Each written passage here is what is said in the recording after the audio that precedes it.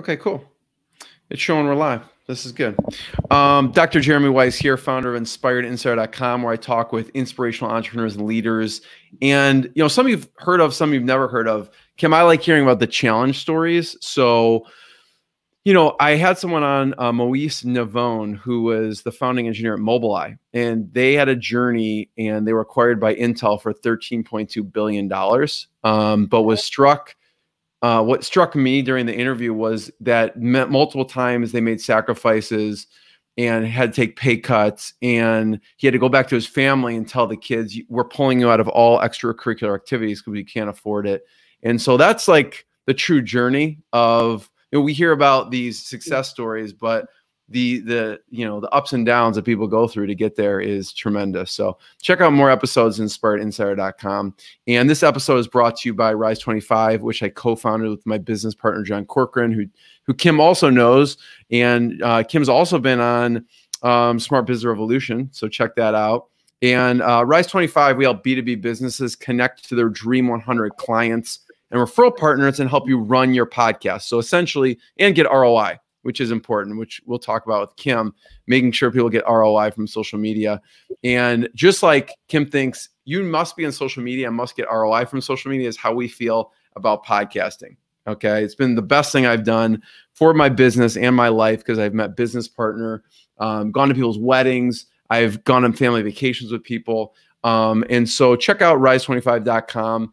And you can email us at support@rise25media.com if you have questions about podcasting, and clients that we have worked with, Harvard Alumni Group, Berkshire Hathaway Company, SaaS companies, and many more. So check it out. I am excited to introduce today's guest, who I've known for a long time, Kim Walsh Phillips, who has put more than $1 billion in her clients' pockets through direct response social media marketing. And Kim is a multi-seven-figure business entrepreneur. Most importantly, she's a lover of all things Disney. And, she's the best-selling author of No BS Guide to Direct Response Social Media Marketing with Dan Kennedy. You can check it out at nobsbookbonus.com, nobsbookbonus.com, and her company, powerfulprofessionals.com. And, she's spoken all over the world: Moscow, Dubai, Traffic and Conversion, GKIC super conferences, Kevin O'Leary, Shark Tank, Meetup. I'm sure I'm missing a few, Kim, but thanks for joining me. Oh, it's my absolute privilege. I love talking to you, and the fact that we can do it and share it with others today is my favorite. There's so much to talk about, and I love your approach of direct response. People, I know when you originally approached Dan Kennedy with social media, he's like, I'm into direct response. I put something in, I want money out, right? Can you talk about the initial response he had with when you went to him with social media in general, and how you shifted his mindset a little bit? When I first read his book, it was really interesting because it was my first introduction to direct response at all. I was from a PR and publicity background. And so I was struck by the fact that marketing should have some direct result from it instead of just awareness. And I loved that concept. The problem was, right, Dan was all things anti-social media, the one thing I knew how to do, right? So I started applying his strategies to what I did. And when it started to work, it was incredible. And I took a path to get to know him that I have used before, and that was to find a way to invest in something that he cared about. So I became a member of one of his coaching programs, and his coaching program had a contest that you could apply for that could show your results in their program. Well, I used it as an opportunity to just detail what I had learned from him and how I applied the strategy to what I did and the result that happened because of it. So it really became a huge ego play for him in a way. I'm not saying he had that, but the first way you approach anybody in marketing, and let's just put this out there right now, is like one of the first lessons everyone should follow if they're not currently doing it. When you want to work with someone, you first have to give them a reason to pay attention to you. And if that reason is all about you, they're not going to pay attention. But if you make it all about them, they're much more likely to pay attention to you. So my entire application was about the ways that his strategies had worked effectively in the channel I was in, which just happened to be social media. I got named as one of the finalists for that contest. I had an opportunity to present live, and I wasn't the winner, but I was told I was between me and the person who actually won, but he invited me to come to the winner's weekend where I had another opportunity to present to him. Well, again, I wasn't going to use this as a chance to just get free advice from Dan. I was going to use this as an opportunity to show him what I was doing right now in the marketplace with his methodology. And so I was the only person in that contest who came with handouts to everybody. I had boxes I put together. I did my research on each person, and I presented. And during that event, he actually pulled me aside and said he had clients he wanted me to work with, that he saw how I had used what he had done, and he could tell that I was someone who would actually put the effort in and that it had worked. So my first major direct response social media account was his organization. I did the lead generation for GKIC, a company he had founded, with a marketing budget of $10,000 a day that I was able to use to test on Facebook as one of my first major clients. And if you could imagine getting to do that for a direct response guru, I learned so much early on of how to take these strategies and apply them effectively. And that got, many of his private clients to come in, many other major brands, and eventually did help me build my company to a point that I could sell it. But that all happened because I found a path that was going to be effective to reach it. Kim, when I learn and study and get to know people, it's funny. If anyone looks at what you're doing or have done, take your 10,000 fans, in 72 hours, yeah. I've never seen stuff, people make claims. Your stuff works. It works over and over again. And I'm just shocked.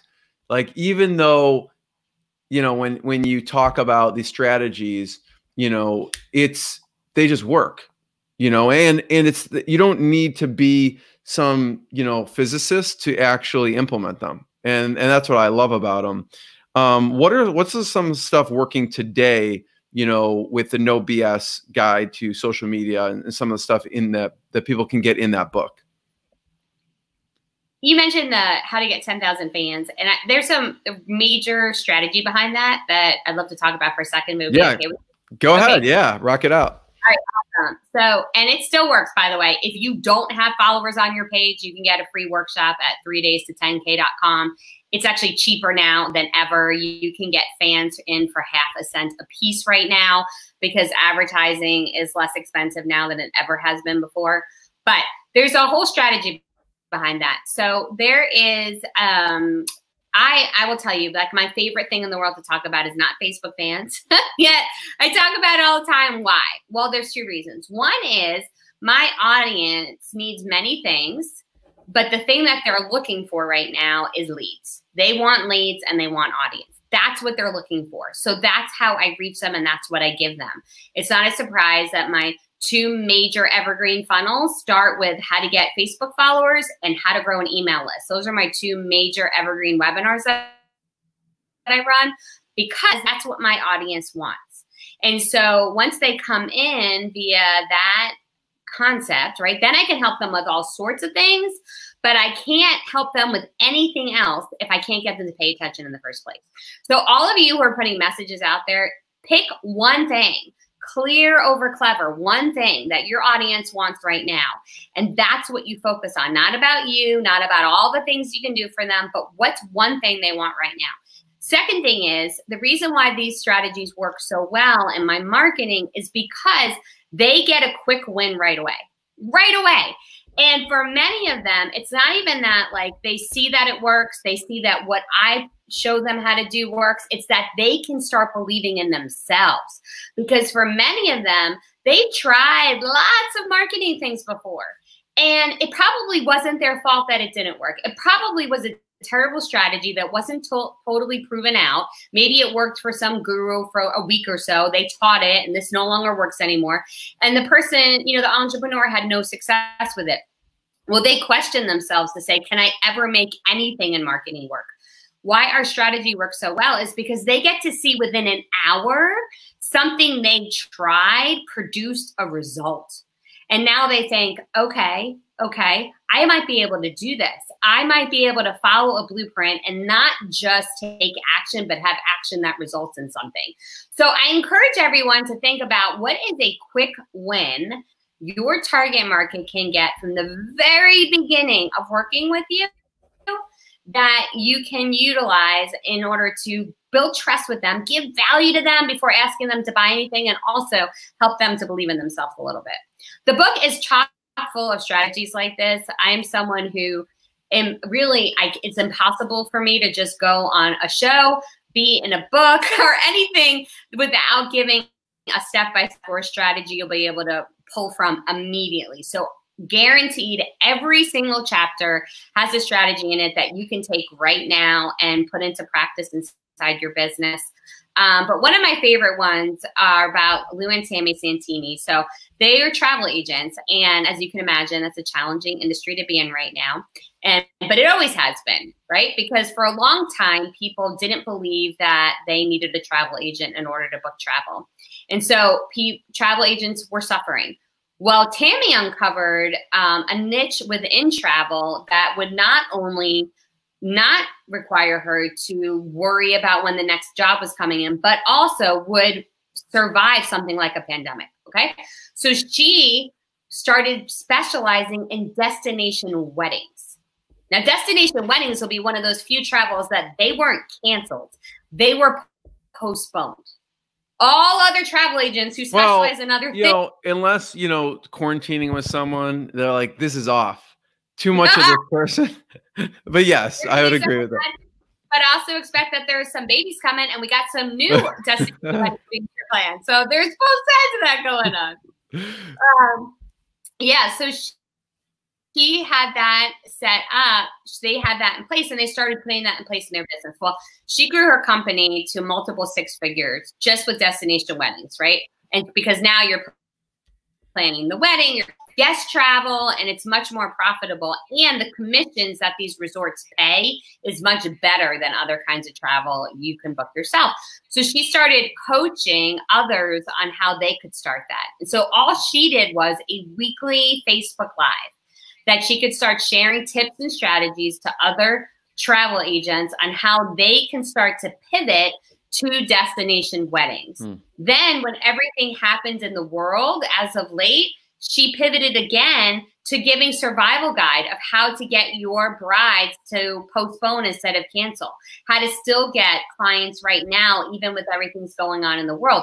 Because she had established her audience already, she was able to communicate with them quickly, even within the chaos that was going on right now. Also, because she had put a side income into her business for coaching, when her trips went down, she had other income coming in. So she's also showed her folks how to do that too. So she leverages the free channel that we're using right now, a Facebook Live, to reach her audience, and uses it also to create new leads because people are tuning in to find out how they can do what she did inside her own business. That's really smart. It's funny because, Kim, I've gotten 2 postpones of destination weddings that I've been invited to in the past week. So there you go. Yeah. Product market fit and finding a niche that is really perfect. That's like a head slap. Wow. That makes perfect sense when you say that. How did she figure out that destination weddings was the niche she should really go deep on? They had already had some success with sandals and some other resorts that are popular for that type of event. And they had unlocked, she had gotten some awards from them for being one of their higher salespeople.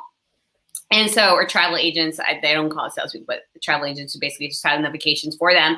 And so they realized that if they just spent more time focusing on that, how could they be more profitable? And smartly, they saw, okay, well, how can we sell more than one vacation at one time?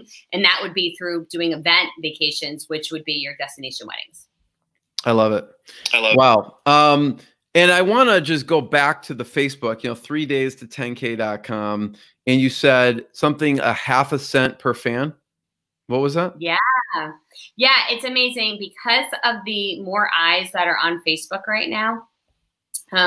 According to Facebook, as of April 1st, the Facebook usage was up 70%, 70%, right? And we know that there was already 8 billion views of Facebook videos on Facebook a day as of October of 2019. And now we're up 70% in viewership. Like, there's so many people consuming content.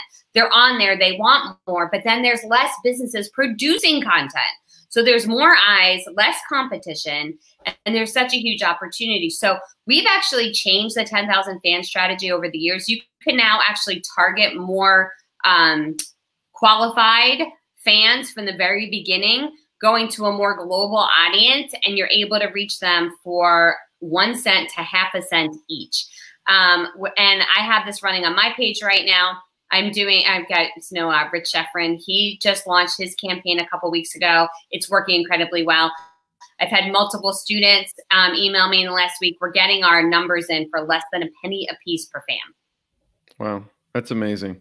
And they can find out more at that website, 3daysto10k.com. Yep. Okay. You know, and I will personally attest to it. John and I were like, is this true? Can this really work? We did it, and I think at this point we have over 55,000 fans, and they're real fans, real people. It's not like fake people or anything. And we are at 10,000. I'm like, John, keep running it. They keep running it. 20,000. Like, Jeremy, can we keep running it? Keep running it. So we should probably turn it back on. But it really works. It's amazing. It's a good time to turn it back on for sure. For sure. I would actually, let me tell you, let me switch it. Don't just turn it back on. Watch the latest video. It's about 10 minutes long. Just do it the new way, because you'll get even better results now. 3daysto10k.com. Yep. Yeah. Kim, we buy all your stuff. We use all your stuff. And so appreciate it. We'll definitely do that. Things stick out, back to the no BS guide to social media marketing. What's some great advice you've gotten from Dan Kennedy, or a favorite Dan Kennedy story? And if anyone doesn't know Dan Kennedy, check out his books and the stuff that he's done with Kim. But when you track back, a lot of people, how they started in direct response marketing, the common source oftentimes is Dan Kennedy. Yeah, for sure. Like, the greatest people you're learning from right now, I'll come back to him. And that's amazing. And there's so many lessons that I got from him that allowed us to grow our company and launch our other things, and it's really amazing. One of the things that I got from him that was one of my earliest lessons I learned that has helped me so well in social media, and this is something that is good for everyone watching. He said, the higher up the flagpole you go, and use a different word, but I'm going to say tush. The higher up the flagpole you go, the more your tush is exposed. And I remember the first time I had somebody, they criticized me on social. It was years ago, but once I started following him, I thought, ooh, I made it. And it's a much different reaction than, oh gosh, why did they think that about me? And it actually helped me to disconnect from the naysayers. And he is such an amazing example of someone who stands for something and is willing to have people not agree with him, so that he can have raving fans who follow all that he says. And from the very beginning, I knew I'm going to stand for something. I'm going to be controversial in some way, and I'm going to be okay with people not being okay with it. Because if you try to be everything for everybody, you're nobody to everybody, right? And so that was one of the greatest lessons I got from the very beginning. It's funny because he's going to be a guest on the show launch day, on the live party, and I still had to fax him. I was going to say, he's going to be a guest through a fax machine? How is that possible? You're right. And we're recording it. He's just going to be on audio, and but he's still doing it, which is great. He'll be calling in instead of doing it on camera, and which is all fine, but he still has stuck to who he is and his brand no matter what. And he has that in itself is such a huge lesson, because of course it would have been easy for him to give in. Of course it would have been easy for him to find other ways to do things, but he has stuck true to who he is since the very beginning. And that's amazing. And I love that he's willing to stand for something at all times, and how that has created these raving fans that have been with him for decades. How do you feel he shaped the book itself, the No BS Guide to Social Media Marketing? There's certain input that he gives, or certain stories that he wanted to make sure were included? his need for tracking ROI and measurement, I think, makes it an even better story, an even better book, because when people think of social media, often they don't think about it, right? It's a free resource that anybody can get in front of, and you can start posting without worrying about the ad spend like you would if you did direct mail or television advertising. And so there's some terrible marketing on social. Let's be real, like 87% of businesses who are on there have no trackable ROI because they aren't doing anything to be able to track it. And so his need for measurement and the stories that he tells within the book that didn't have any or required it are such a great example of how businesses can do social completely wrong, and in other ways, how they can get it done completely right. So one of the things he talks about is Ford Motor Cars, how they for years did social marketing but didn't track any ROI. Then they stopped advertising because they didn't see the correlation, but they started to see their sales decline. So when they came back to social, they started actually putting tracking in place, which let them decide ad spend based on data analysis versus just guessing. And that way too many people guess when it comes to ad spend on social when they could truly be tracking it from the beginning. You know, Kim, so shout out to Andy Hassan, who's an amazing person, individual. He said great stuff. I'd like to know the first steps to start leveraging Facebook pages for building a brand. I don't know if you have any advice around that. First step would be definitely to leverage Facebook Live. You have a free content platform that will be distributed with organic traffic right now like never before. We'll never be able to go back to this time and say, remember when Facebook would share our content for free with others? Like, it's going to be a time where we will look at this like a daydream. And right now they're doing it more than they ever have before. If you haven't gone live before, go to a great website called answerthepublic.com. That's answerthepublic.com. Look up your topic. See the questions people are asking, because what that website does is shows you the questions people are asking in Google right now about your topic area, okay? You're going to go there, find the questions people are asking, and you're going to start going live once a week, twice a week, 3 times a week. You just be consistent, okay? And then you will be able to retarget those people. That's what's so cool about this. Let me show you how it's going to go. You're going to do your Facebook Live, simply answering the questions people are asking already. Now, if you never did it before, you simply can say, hey, I'm starting a Facebook Live series because now more than ever, it's important that we stay connected. Bam, that's your first reason why. You get on there, you start doing it. What Facebook does is every time you do a live, it creates this little tiny invisible audience for you that you can then go back to. So if you've been doing these before, this list is sitting there inside Facebook just waiting for you. You can do that right now. You can go into your ads manager and create a custom audience made up of people who have viewed your videos. Now you can spend $5 a day just targeting people who've already shown, okay, they like your stuff, they're interested in your topic, they see you as an expert, they're much more likely to work with you. Give them then on that retargeting ad some kind of free gift to join your list. Some one-page PDF, one quick video, one free funnel they can download. Whatever it is that you do, give them something of value so that when they meet you, they're like, hey, they actually offer valuable content. Now they're on your list. Now you don't have to pay Facebook anymore to reach them, and you could communicate with them on an ongoing basis. If I was just starting out, that's how I would start. It's free. Then when you're spending money, it's a super tiny ad spend, and you have the opportunity to grow even more from there. And on the flip side, I know a lot of people are like, really nervous about getting on live, never did it before. That's typically the reason why people say, like, I know I should, but I haven't. Here's the thing. Courage is when we move forward, even when we're scared. And so what I'm asking you to do is to have courage, because the message that you could share with somebody else is more important than the worry you have of what they're going to think about you. None of us like how we sound or look online. Like, none of us like that. But I know the words I have to say right now matter more because of the difference they can make to the people hearing it than anyone who might criticize me for any other reason. So if you have something that can help somebody right now and you have the platform in your hands that you can share it on, today is the day. Not like, okay, maybe I'll start tomorrow. No, no, no. Today is the day that you first go live and share that message with others. That's all you have to do is the first time. And over time, it will continue to get easier over and over again. And for free, Facebook will make a list for you. So when you're ready to start spending money on your business, you have that exact audience you can start targeting. Boom, mic drop. Thanks, Kim. That was awesome. Yeah, and you could follow. What I love about how you think is, I'm looking forward to getting the book when it comes. Wait, did it come out Tuesday or it comes out soon? It comes out next Tuesday. Oh, next Tuesday. Okay.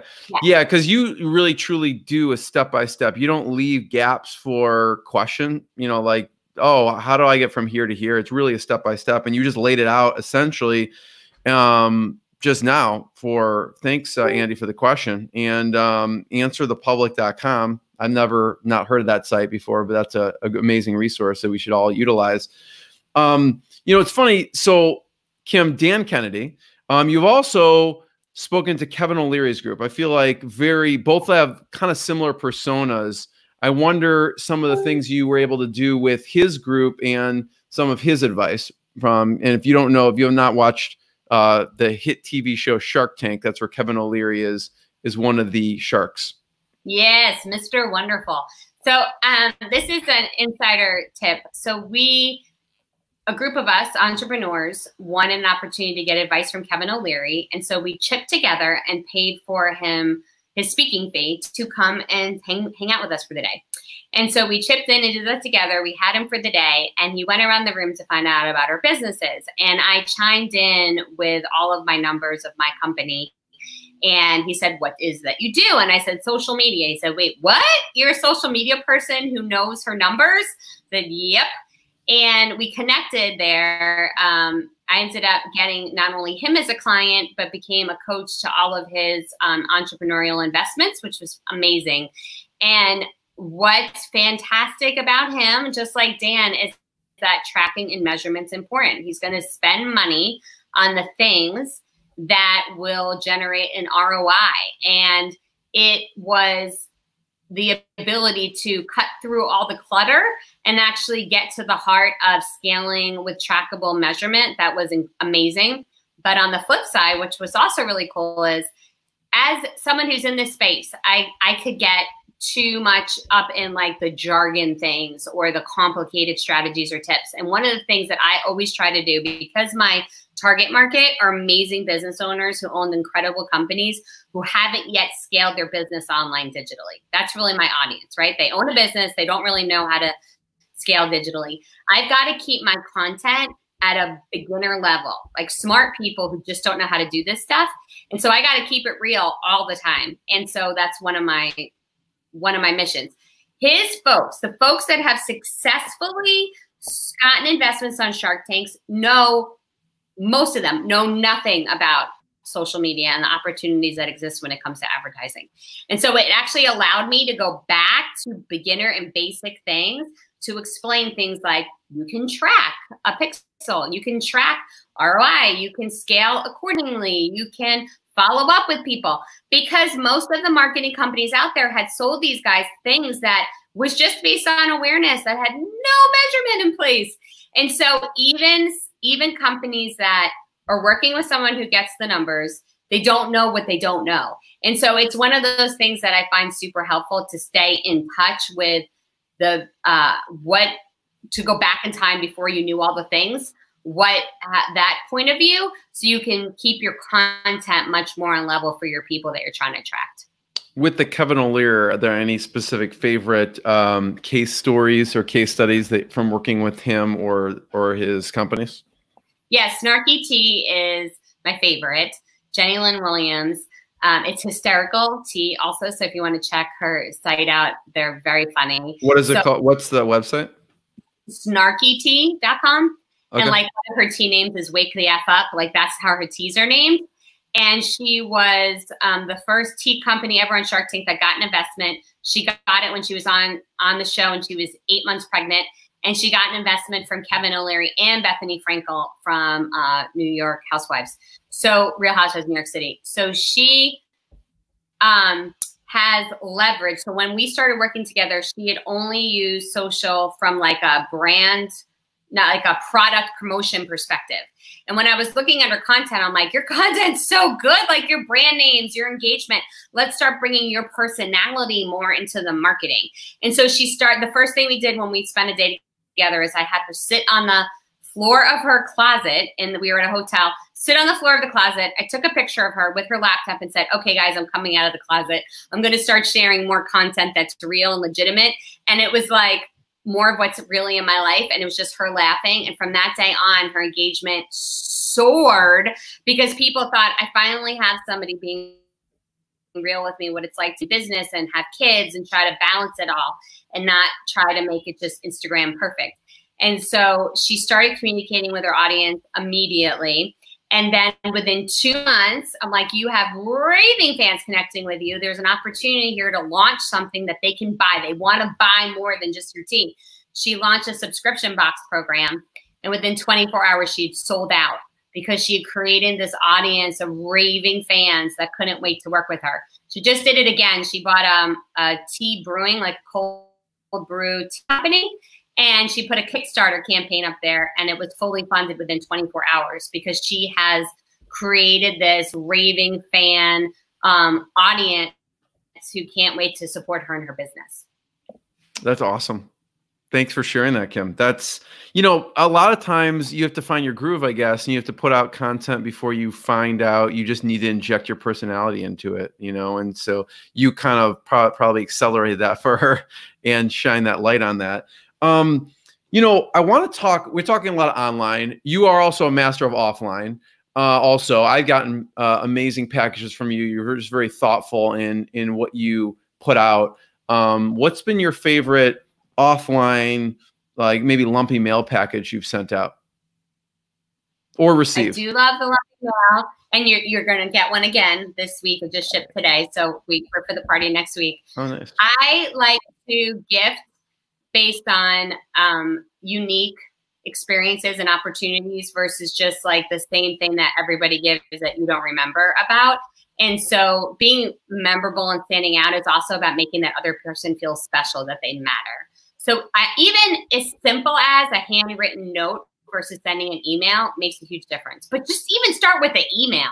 Like you have people on your show all the time, and I can imagine that there are a whole bunch of people who never even say thank you after you're on via a simple email. Like people just aren't used to thanking others. But I have done a lot of really fun gifts. One of the sites I like the best is Neiman Marcus, because you can find really cool presents inside their home category. And when Neiman does is they gift wrap it beautifully. And so it's an experience even to unwrap the box. So it's one of my favorite sites to give from. And I'll give you a specific one that I gave to a friend of mine. He's a chef, and he loves to cook for his family. He's big pasta nights, and I've learned that for him over time. So he gave me this incredible referral that turned into a really big speaking opportunity for me. And I sent him, they have this pasta package on there that's Dolce & Gabbana pasta package. It was like $100, but that's not crazy for a thank you gift, right? But it was gorgeous, and it was so different. Who would have thought you would get designer colander of some kind? And it came in an amazing package with a note that said like this, thank you so much for bringing so much joy to me and my business. I want this to be joyful for your next family pasta night. And so it was a unique gift. It wasn't a lot of effort on my part because I could just go to their site and pick something out. But the way that it came as a gift seemed very personable for him. I've also done a lot of quote gifts. Those are really good to give people because when you turn their knowledge into a memento for them, so not a quote by me, not my logo. You'll never find my logo on a gift I give you. It's always going to be something that is about them and helping them to know how special they were to me and how thankful I am for their time that they got it. Thanks, Kim. Thanks for sharing that. I know you're a master at that as well, so I wanted to make sure we got some of that great info. First of all, Kim, thank you. I have a couple last questions, but I want to point people towards nobsbookbonus.com. to check out what you have going on, and anything you put out is just jam packed with amazing content so people can take action and get results. So check out the No BS Guide to Social Media Marketing with Kim Walsh Phillips and Dan Kennedy. Anywhere else we should point people towards? They can also go to powerfulprofessionals.com as well. Anywhere else we should point people towards? I'm on every single social media channel, right? So you can find me with Kim Walsh Phillips. On Facebook, I'm Kim Walsh Phillips. Instagram, the Kim Walsh Phillips. And so if you just put that in on LinkedIn, Twitter, Facebook, Instagram, wherever you like to connect best with people, that's where you can find me. I put out complimentary content all the time. I'm looking to earn your trust, give you value. And then if you want more, we can work together. But if you just want to hang out and get the free stuff, we love that too. So I would love to connect with all of you there. You know, I always ask Kim, since it's Inspired Insider, what has been a low moment you had to push through and a proud moment. I wanted to do, you know, for you, a hustle moment. Not, you know, we'll talk about the low moment and proud moment, but there's a hustle moment that I still remember from we talked. It was almost 5 years ago that we were talking about this topic, and I still remember the story when you were young and it was your parents' anniversary. I wonder if you could quickly tell that story. I was 13 and my parents had a big anniversary coming up, and I didn't have the money to pay for a party because I had no money and I have a job. But I thought of a way that I could pay for it by collecting cans and bringing them. I lived in New York at the time, and they have a deposit per bottle that you can get back. And so I went around the neighborhood collecting cans long enough to get $95, which of course seemed like everything in the world to me at that time, which gave me enough money to pay for a nice Italian dinner to be catered, and I could take care of the party fees myself. And that's really just one of many examples of the amazing entrepreneurs that are probably watching right now, because we all know when you don't have the resources, that doesn't mean you say no, that means you get resourceful. And so I've definitely throughout the years used opportunities in front of me to say, what do I want and how am I going to get it? How can I make this work for me based on what I have available and what I can put together myself? You inspired the hustle moment. I think this is going to be like a staple on the show now. The Kim Walsh Phillips hustle moment. Thanks for sharing. Low point that you pushed through in your career. Like I was mentioning in the front of the interview, you know, you've had very, very successful agencies and products and all of this, and you make it look seamless and easy, but there's been a journey to that. There's definitely been. I've had a lot of low moments. One of the worst was back before I knew about direct response and I had not figured out so many of the things. I had to hawk my engagement ring to make payroll. And so I'm in the town pawn shop, which I'd never been in before. And as the guy's asking me what I wanted for my ring, I didn't know that you're not supposed to give honest answers, right? So like this $10,000 ring that I got $1,300 for just so I can make payroll. I had that moment. I had a time where I got a letter from my bank saying they weren't going to cover my overdraft protection anymore while I was home with my newborn baby, and I didn't know how I was going to do it. Like there's been a lot of moments that we've held on for dear life. I've leaned into my faith and then pulled all of my resources together to get through it. I mean, I was able to grow my agency literally from declaring bankruptcy at one point to selling it for a really good exit, to then growing our coaching company in 3 years from zero to making the Inc. 5,000 list. So these things are possible. It's about bullheaded determination, but not continuing to do things that aren't working. When something isn't working, it doesn't mean working more is the answer. More of the thing that wasn't working before is not the answer. Instead, finding the strategies that have worked from others, the people that you're willing to trade places with because they've had the success that you want, and copy what they do. Find their blueprints instead of trying to constantly reinvent the wheel so you can actually achieve what you're trying to accomplish. Kim, what causes you to not give up in those moments? You know, like you could have given up at any of those points and like, yeah, throw your hands in the air. I had, you know, it's thanks for sharing. That must have been like just such a, I can't even imagine how, what a tough moment that would be. What goes through your mind at that point just to keep pushing forward? There's no, it doesn't seem like that's even an option, not an option for you. one thing is that I've had in the very beginning, I've had people work for me. And so I have definitely felt an obligation to them that they believed enough in me to serve me. And so I'm going to make sure I can always serve them. I've definitely gotten without payroll myself for months and months and months, and have got deep into debt while I was still paying them, never letting them know. And that's just more my personality, I think, than anything. I feel a deep connection, obligation to my fellow human man. Whether or not that's smart business probably isn't. But that I'm not going to change who I am. Like, I totally accept that about myself. But at the same time, when I mentioned my faith, that's not an accident. I literally feel a calling to do what I do, that I was put on this earth specifically, and starting to get all emotional. I was put on this earth so that there are people out there that won't go through what I went through. There are people on this earth that woke up today thinking, I don't know if I can do this anymore, but they have something that can change the world. They have a message that literally was the prayer request of somebody who woke up today. And if I don't show them how they can tell others their message, they never will. And so I know that that's why I was put on this earth. And so there isn't an option for me to stop, because I believe my creator created me with that purpose. And so I am driven every single day to reach as many people as I can and tell them how to do it so that they can serve the world in the way that they were created to do it.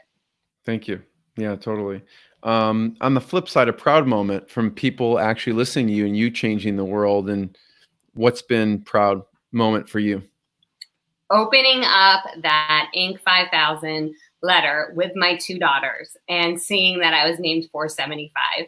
I did it live on Facebook because I didn't know where I'd ranked and what had happened, but getting them all aside, and not only were they beside me, but they were beside me right when they came off the bus, which is when I saw that package, because I had changed my lifestyle in a way that I could be with them every day. Got rid of the nanny, changed my company, and I'm like, I'm going to make my company grow, but in a way that allows me to still be there for my daughters and not miss them growing up. So they're with me. They've come off the bus. I'm present, and we're opening up this package together, and they get to see that their mama ranked 475.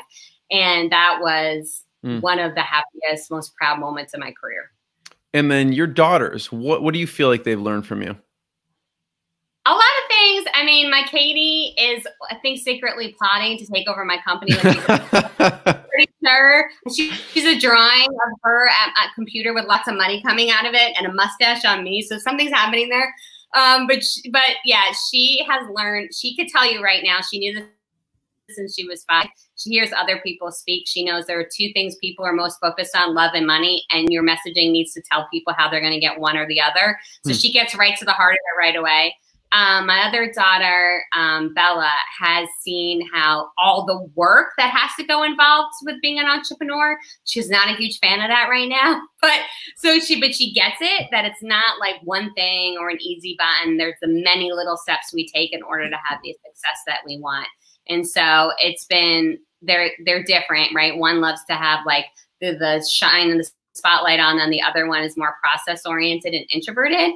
But they both had really fun moments, you know, coming up on stage and saying things and being part of that journey. That's been awesome. You know, Kim, thank you. I want to, next year, I want to read the book, The No BS Guide to Love or Money with Kim Walsh Phillips and Katie. Yeah, okay. So I want to read that book in the next year. But thank you, everyone. Check out nobsbookbonus.com, powerfulprofessionals.com. Kim, it's always amazing to be with you. So thank you.